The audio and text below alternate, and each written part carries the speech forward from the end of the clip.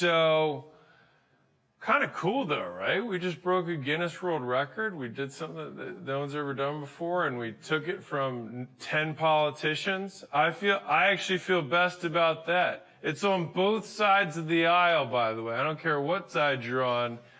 Like, the people who propped up, they did their candidacies, whatever, and then years and years of tax dollars go into them, you know, making these, and there's nothing wrong with that. I just felt like it should be one of ours. That's all. So with that being said, this mystery headliner built ProfitWell, a pricing, subscription, and analytics platform that helped thousands of SaaS companies understand their recurring revenue. He famously offered a flagship metric tracking tool for free, all right, attracting a massive user base quickly and upsold into premium analytics and tools. That freemium to paid model let his company scale with minimal marketing spend, push into thousands of companies, and grow to multi-figures in ARR, so annual recurring revenue. In 2022, Paddle acquired them for $250 million, making a landmark exit fueled entirely by a smart money model built on transparency, measurement, and customer trust. And I want to be I want to emphasize this point. He bootstrapped this thing. And that's why I think this is so cool. So every person that I've brought up so far, bootstrapped. And that's the point here, is they built really big, really profitable, really fast, using money models and the pieces that we're breaking down and sharing with you. So without further ado, give it up for PC, I have to put PC Campbell. What's up, buddy? He's so skinny now. I know. Yeah. Do you just want to go home? No. Are we done? No, we're rocking. Okay, let's go. We're rocking. I'll go all day. Man. We got 24 hours. We're like 4 hours in. We gotta set it so no politician can break it. Look how fat I was. I know. So crazy. PC lost like 150 pounds, which is insane. So kudos to him. Okay, so let's walk through the original model. Okay. So you were making content, correct? Yep. Okay. So remember, this is a SaaS platform, and he also had a B2B services that he did on top. So he had SaaS and he had services, all right? So he's making content. I don't know, I have a big line there, but we'll just make this into content. There we go. Okay, so he's got content that's going out. Is that what, blogs and stuff? Yeah, blogs. We also had at one point 7 different video and podcast series. Heard. Based on every single, basically, pain that our products would end up solving. And so was that like consistent series? This is me just being curious. Was that like a consistent series you guys did? Yeah, a lot of them. So like Churn was a series. We had like Churning Point, where we would go through and basically break down what was happening in a particular business and essentially say what they should fix. One of our most famous ones was a show called Pricing Page Teardown. I love that one. Where we would literally just like tear down a pricing page and basically say this is what's good and this is what was bad. We had tens of thousands of people watching that every week. Which was kind of insane. Especially in the niche that he was in, which was just B2B SaaS. And so I told you guys that we have a tremendous amount of data on churn and pricing across a number of different things. So obviously with school, we have millions and millions of members, and we have, literally recurring memberships. And so we have tons of data that we can pull from as a platform. But PC is a longtime close friend, And so he obviously never violated anything that was proprietary. I want to be very clear and upfront about that. Always Chatham House rules. Yeah, always Chatham House rules. But whenever I had questions of like, hey, what's churn like in these industries, or what are the things that the best companies are doing, PC was able to share some of like the real insights that he was able to gather, because you had what, 14,000? At sale, we had about 50,000. Yeah, so 50,000 companies used his platform. So it's kind of interesting because like we had Becker on earlier, and he had ad tracking. And so PC had basically revenue tracking. That was, if you look at both sides of this, kind of cool. But anyway, so let's walk through the money model that you guys had. So you're making content, that gets people in. What did they then do? Yeah. So this is something we discovered where basically the content would kind of get them curious on things related to churn, pricing, which kind of aligned with our paid products. And then our kind of money maker was the freemium product, where they would go from content to this revenue product that gave them all of their metrics. Okay. And what was so important about that is it essentially created the requirement for other products. So what I mean by that is they would log in, they would get all this metric data for free that they would use in their reporting and all kinds of fun stuff. And then it would say something like, hey, did you know your churn is actually terrible? Or did you know that your monetization, your revenue per customer is actually terrible? And then that would lead into an audit, essentially with an inside salesperson who would walk through everything and walk through their numbers.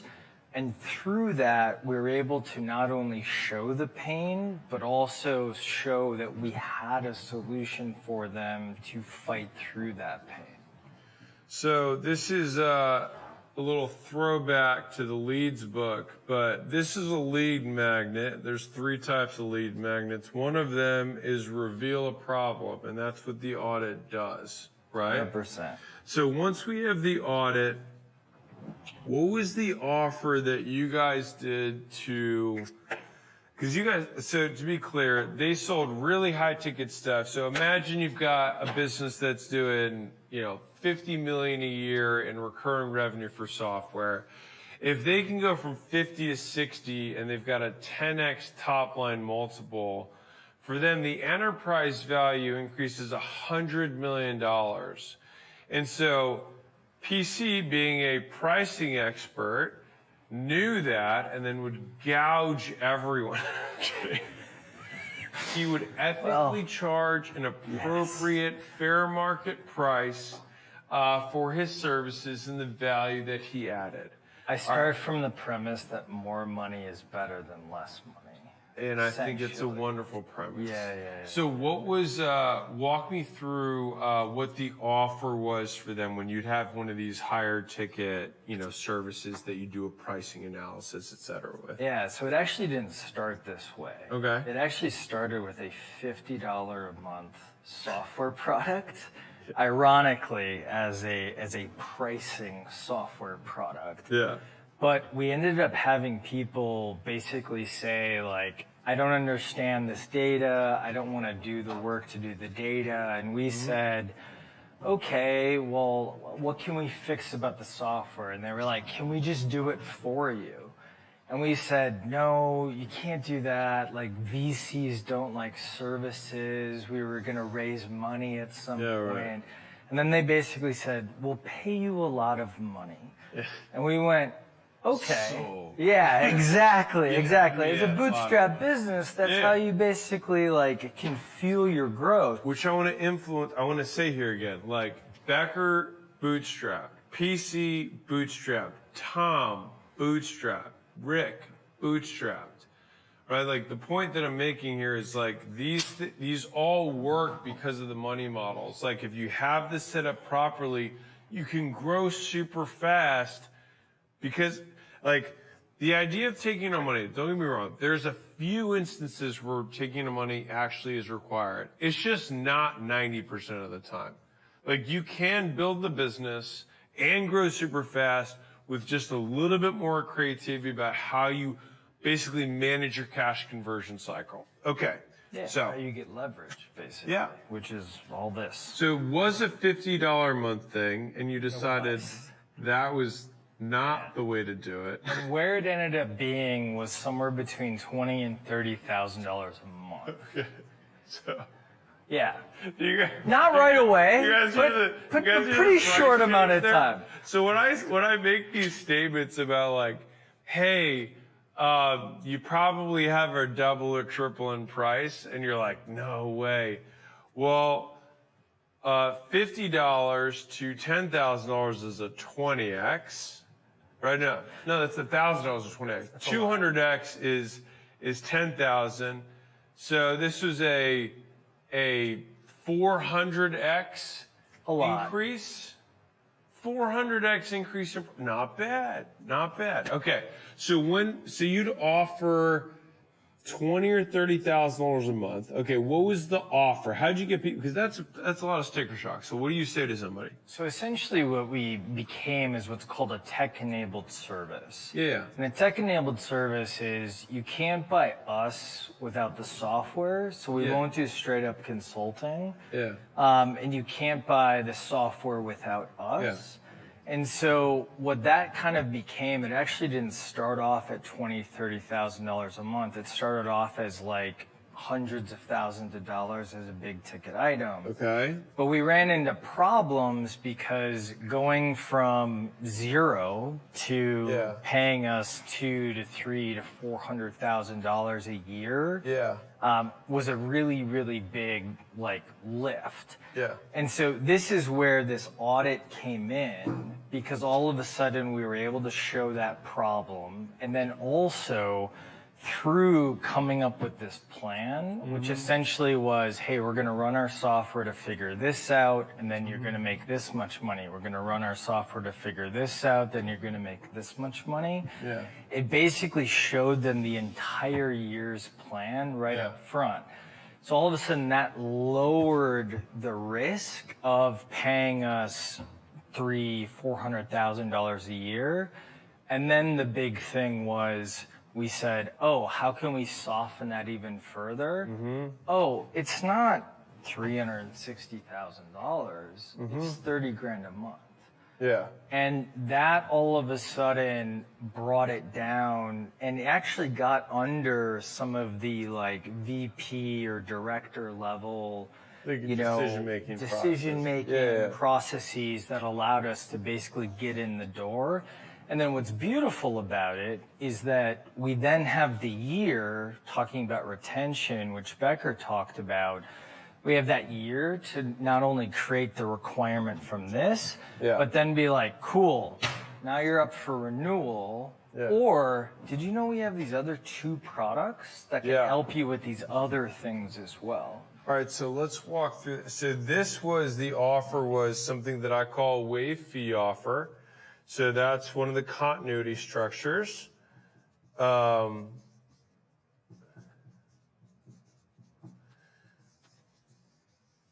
Okay, that was a wave fee. So it's 200. So it's like 200 grand or 250 grand in front. You're like, or you can pay us. And I remember when we were talking, it was like whatever. Sometimes it was 10, and then it eventually became 20 or $30,000 a month.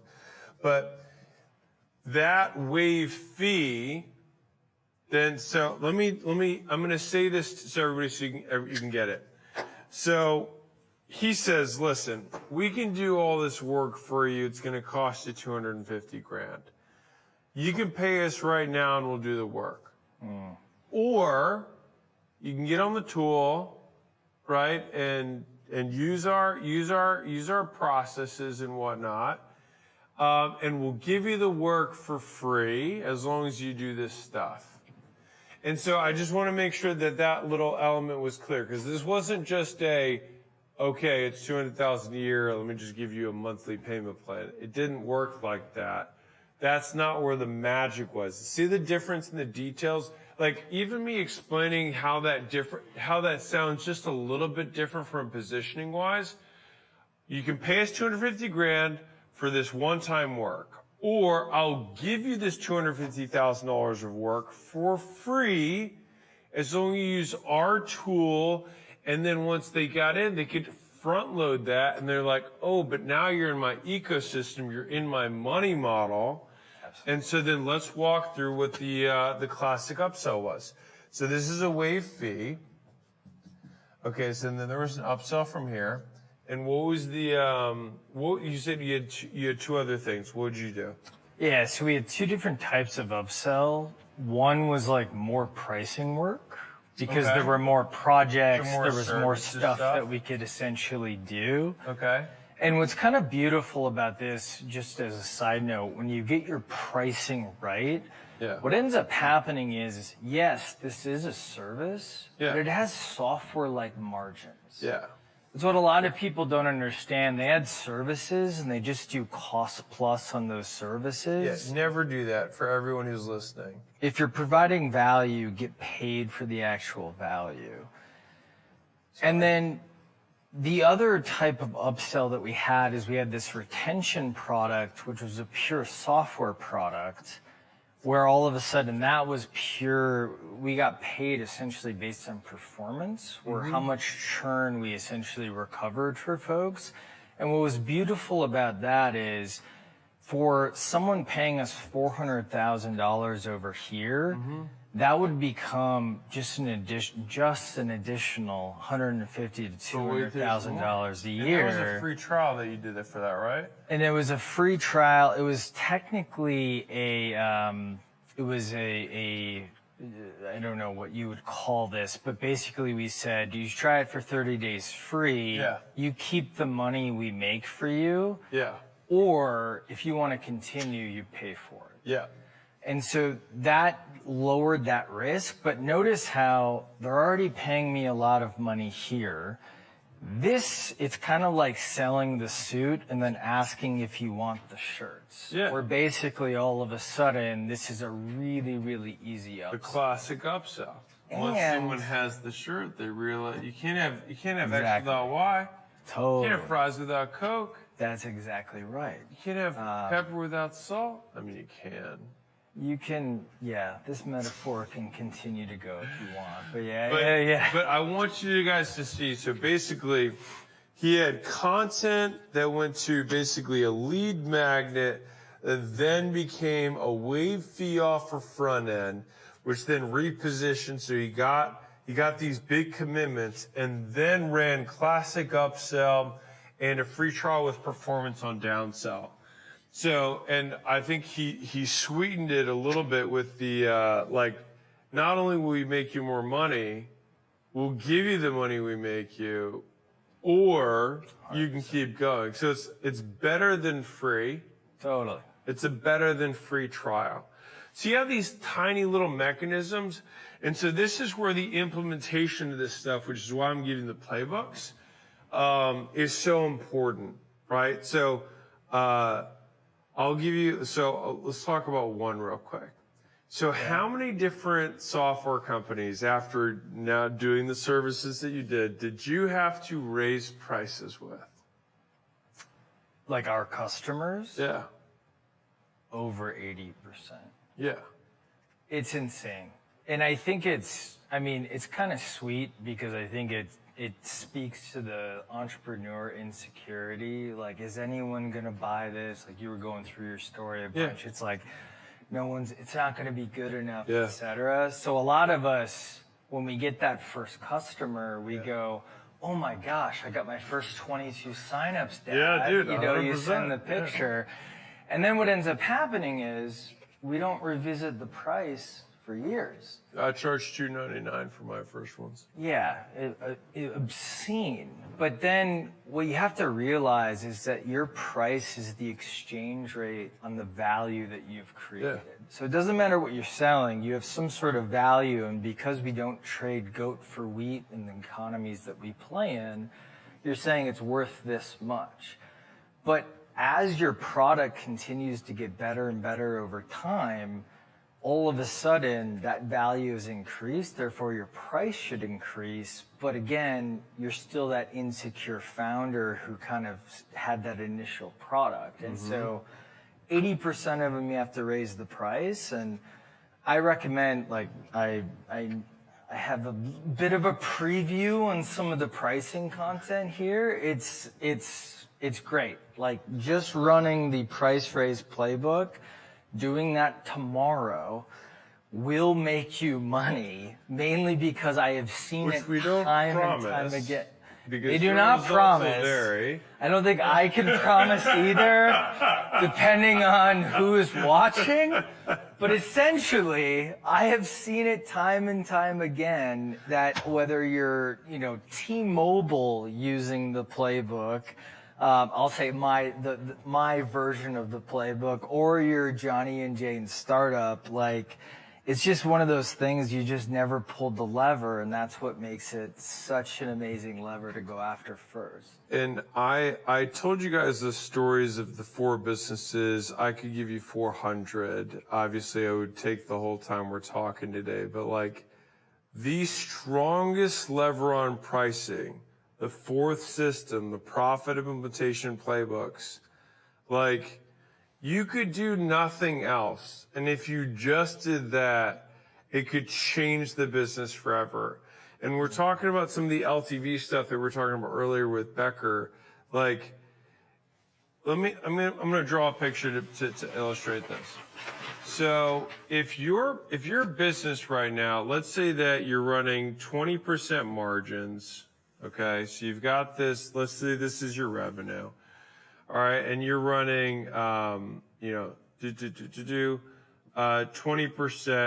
is your total margins.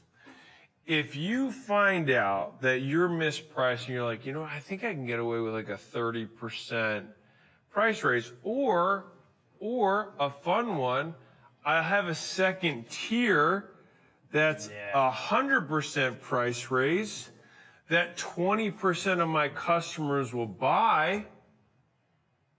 If that happens, then you increase your average revenue per user or per member or per subscription by another 20%.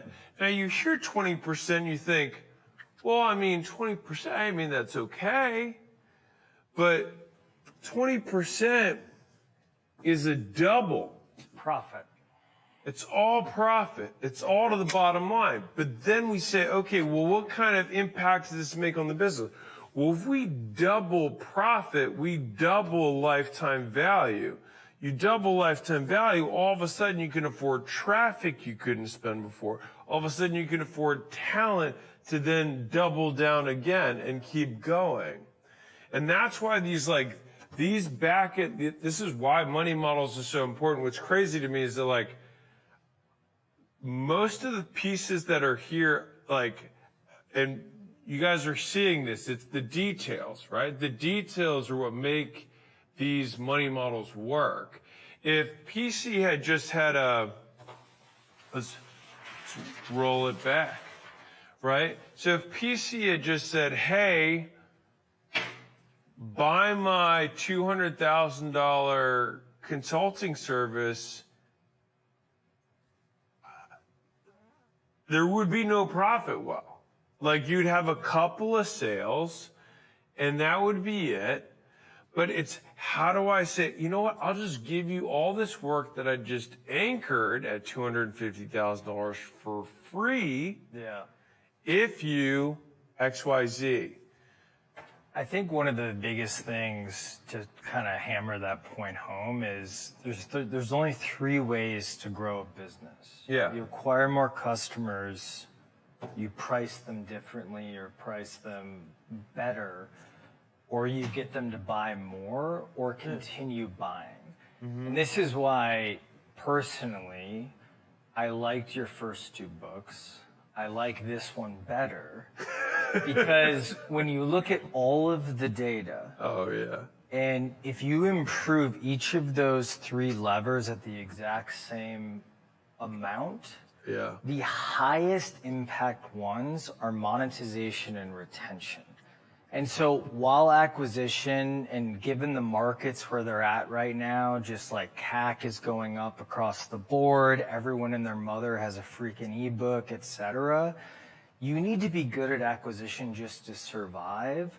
Where the profit is coming, where the compounding is coming, is from improving your monetization and improving your retention, which frankly is this system versus the previous two systems. And so that's why I'm so excited about this. And that's the thing that I think a lot of folks who are listening, and again, it doesn't matter what type of business you are, those are the things that we don't focus on, because those are the things that don't give us the like immediate like, oh, someone signed up.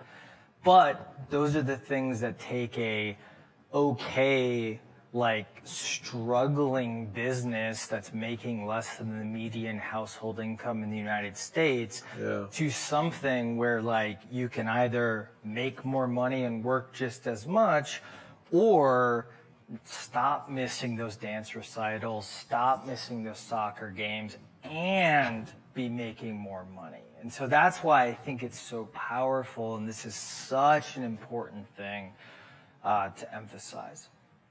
No, I appreciate it. Yeah, so as you guys know, I always want to be very mindful of everyone's time. So I wrote all three of the books basically at the same time. And so they were they were mished and mashed together of just like a brain dump of all the things that I had learned. And some of those early drafts were how are we? Yeah, PC got some of the early drafts of this stuff. And they're like, the point that he just made about basically changing pricing is the strongest lever on profitability for the company by like a 2 or 3x difference.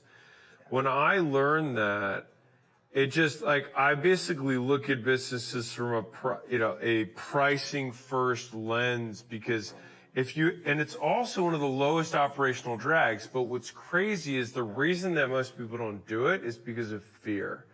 It's the most psychologically difficult one to do. If I say, hey, go make more content.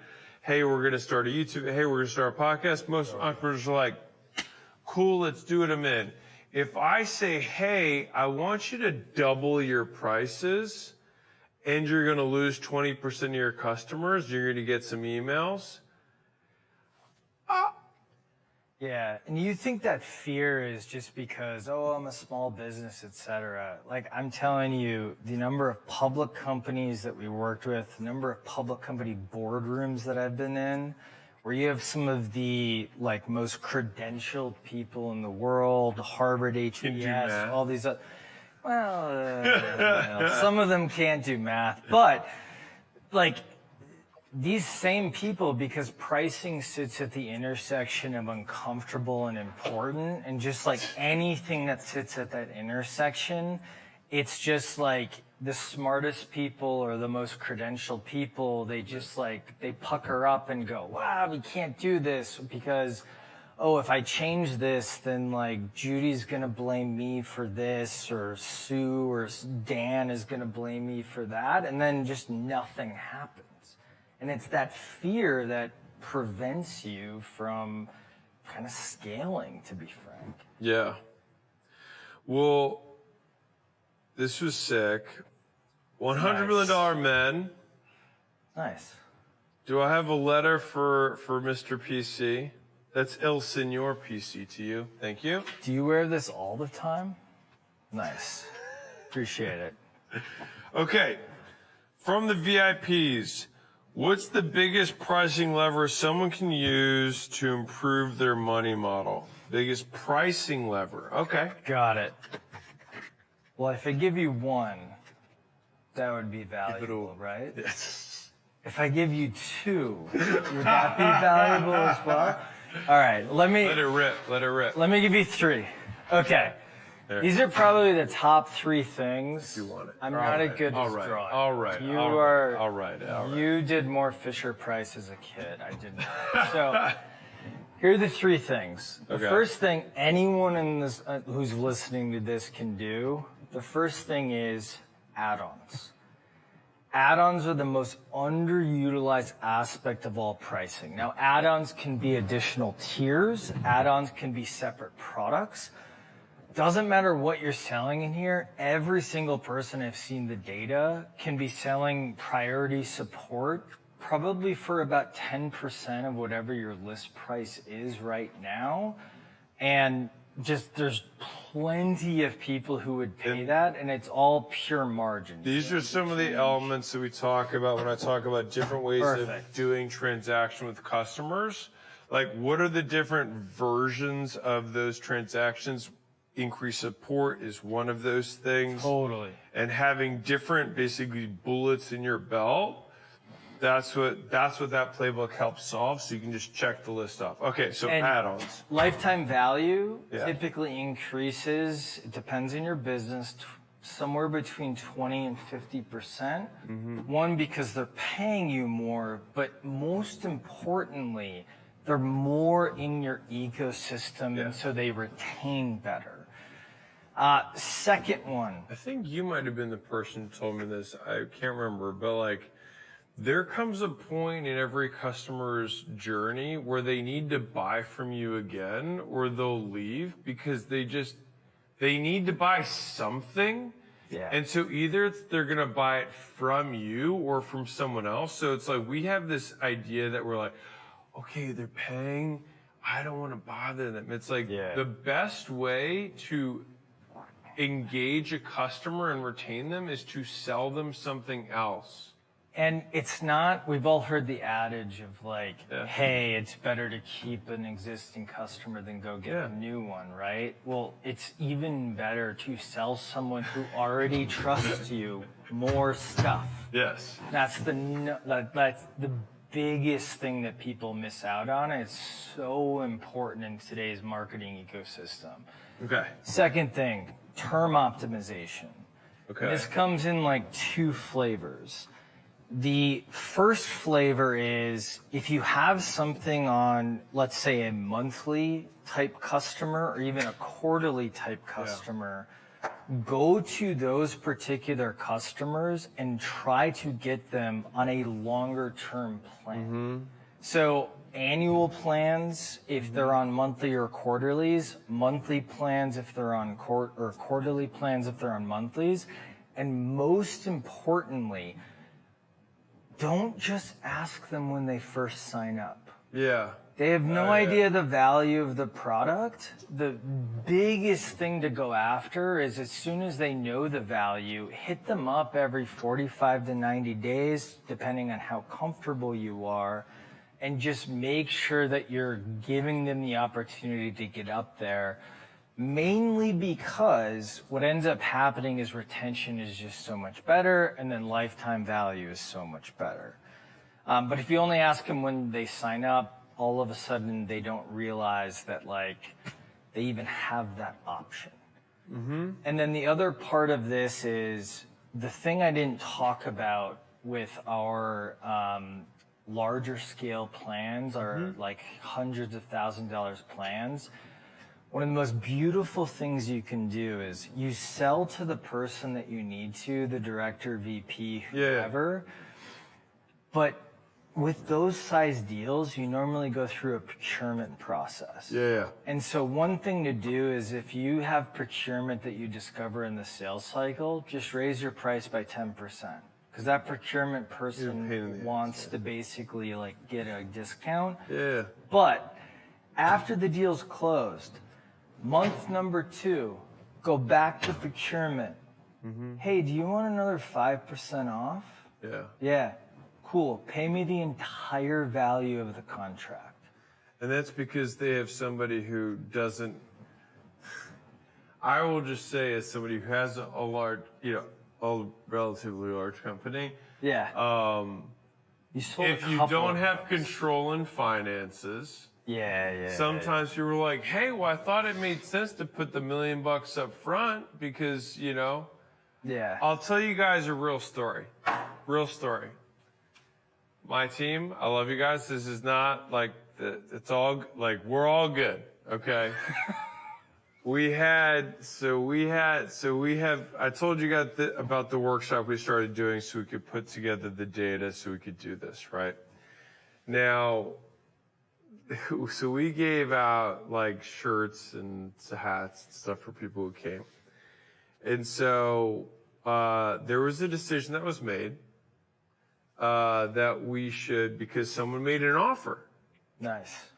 That we should prepay for a year of swag merch. Okay. Which was, I think, $500,000 or $600,000. Not a small amount of money. Not a small amount. And I was like, is this made of gold? What kind of shirts? What is this, Mithril? Like, you know, like, do you have an Enduro sword? Like, what are we doing here, you know?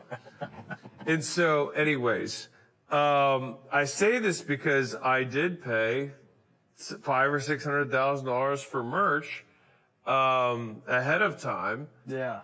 And it happened because they were like, well, I couldn't give up on the 10%. And I'm saying this so if you are selling bigger companies. Did you know that swag appreciates when it's sitting in a closet? Yeah, don't even talk to me. Okay. So the first two things, you got add-ons, you got term optimization. I'm just going to add this piece in. So this is directly from the LTV playbook. One of the things that can increase the likelihood that people take you up on these additional upsells is not only the term, but the timing. Yeah. So I always like, what's the immediate? What's the 24, 48 hour? What's the milestone or some sort of activation? I just generically have halfway points. So like if you have a duration that's a front end that's like 12 weeks, 6 weeks, whatever, like, hey, we're going to do a pricing study for 6 weeks. And at the halfway point, generically, it's a great reason why. And so all of these times that we make these offers, I think of them like fraternity party planners. You just need to make up a reason. So, hey, you just got great results. Hey, you just got activated. Hey, I saw you got your first sale. Hey, I saw you decrease your churn by 1%. Hey, yesterday was Tuesday. Yeah. Wanted to make you this offer because the thing is that most people will make these add-on offers when someone's on their way out the door, and you can and you should make the offer. Don't get me wrong. But like, if you only do it there, you're typically missing 70% or more of your sales. A lot. Huge. Okay. So add-ons, term optimization. Also, I think I have 12 different term optimization stuff in the original Money Models book, by the way. Okay. Perfect. Keep going. Last one is raise prices, but we've already talked about that. If you're scared to raise prices, the easiest thing you can do tomorrow, cut your discounts in half. Because most people are scared to raise prices, and so therefore they essentially keep their price artificially low for a period of time. Then what happens is these quarterly goal numbers that we spend no time putting together starts to have pressure on our sales team and the sales manager, no one on acquisition.com, but most sales managers come and, hey, we got a discount. And all of a sudden you see these numbers where these sales numbers across a quarter, they go like this, and and that's because there's so many discounts. Now, I want to illustrate with this why this is important. Do it. So just as powerful as getting that 20% price raises, let me show you how negatively impactful the 10 or 20% like on the spot, whatever discounts that you haven't actually calculated are. So sometimes it's not uncommon for a 10% or even a 15% discount. But what your team hasn't factored in is that you just cut your profit by 50% or 75%. And so if you're like, oh, but if we don't have these discounts, you know, sales are going to drop. It's like, are they going to drop by triple? Yeah.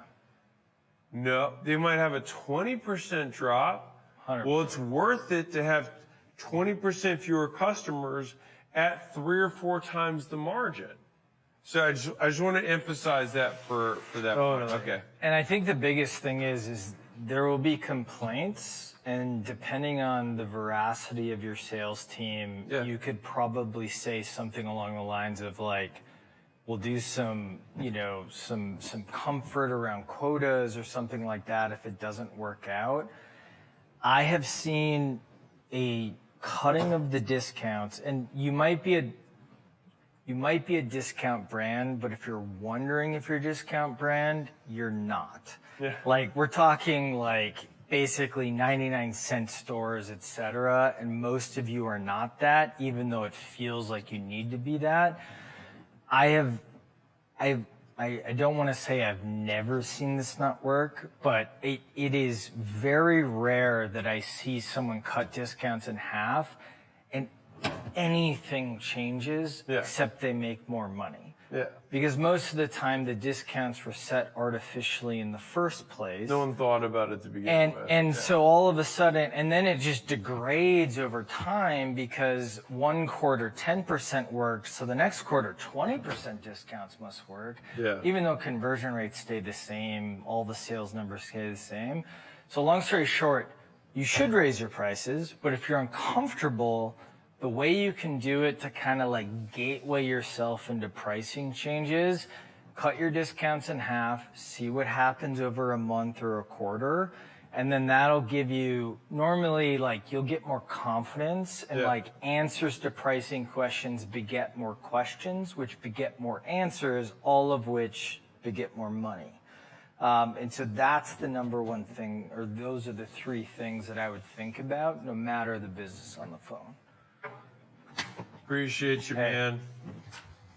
Thanks for coming out. And for being so skinny.